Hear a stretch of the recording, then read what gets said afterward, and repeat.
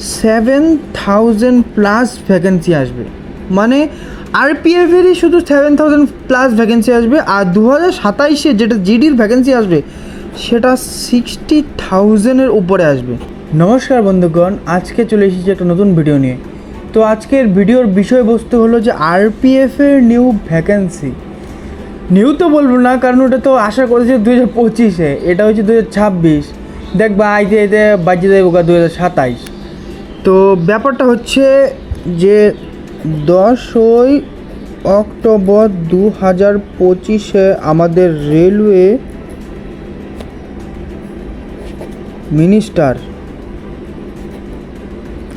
অশ্বিনী বৈষ্ণব একটা অ্যানাউন্সমেন্ট করেছিল। অ্যানাউন্সমেন্টে বলা হয়েছিল যে আরপিএফ এর ভ্যাকেন্সি এইবার জিডির মাধ্যমে আসবে। তো আরপিএফের ভ্যাকেন্সি যেহেতু জিডির মাধ্যমে আসবে সেটা বলেছিল আমাদের রেলওয়ে মিনিস্টার অশ্বিনী বৈষ্ণব। তো সেই সূত্রে হাইট, প্রথম ব্যাপার হলো হাইট,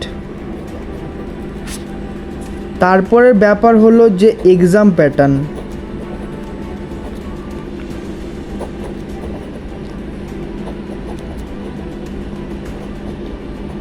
হাইট এক্সাম প্যাটার্ন কি হবে, হাইট কি আগের মতোই 165 থাকবে নাকি 170 করে দিবে।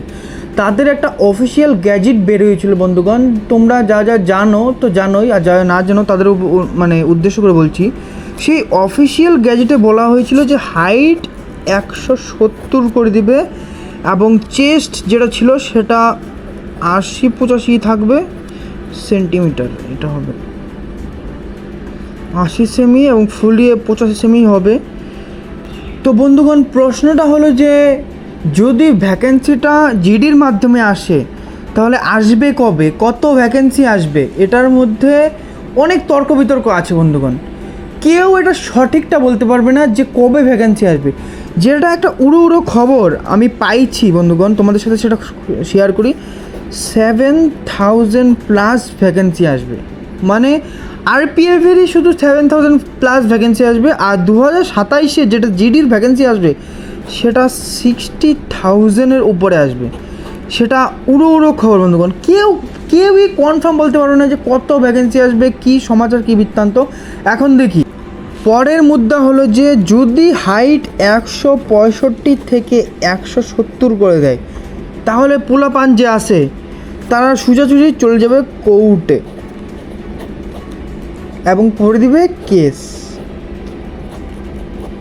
তো কেস করে দিলে তো ঝামেলাই শেষ।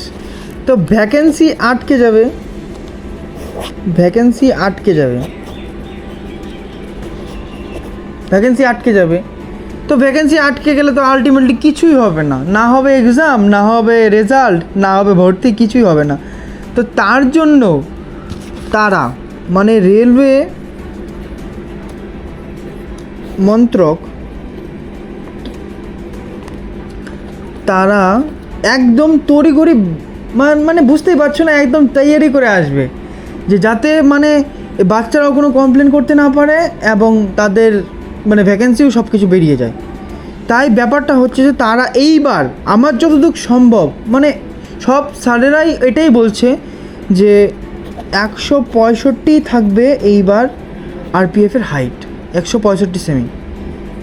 তো বন্ধুগণ, এটা শুনে খুশি লাগলো।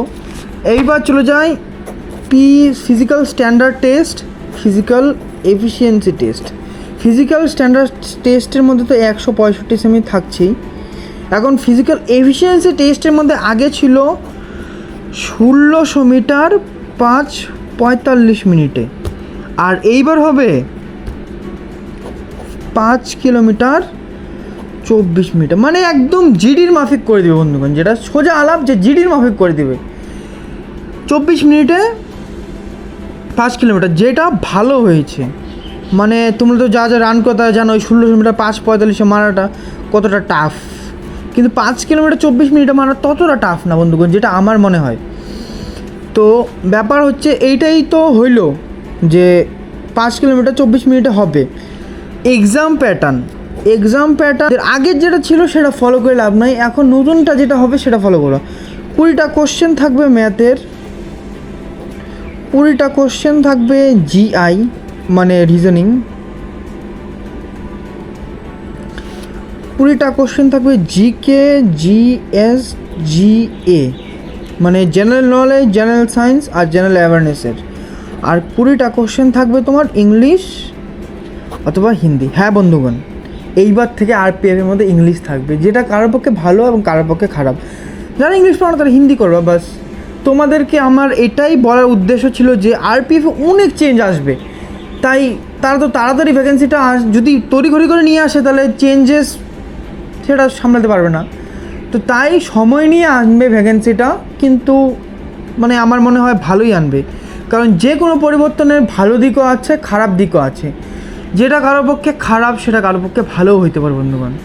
তো আজকের জন্য এতটুকুই, দেখা হচ্ছে নেক্সট ভিডিওতে। Signing off.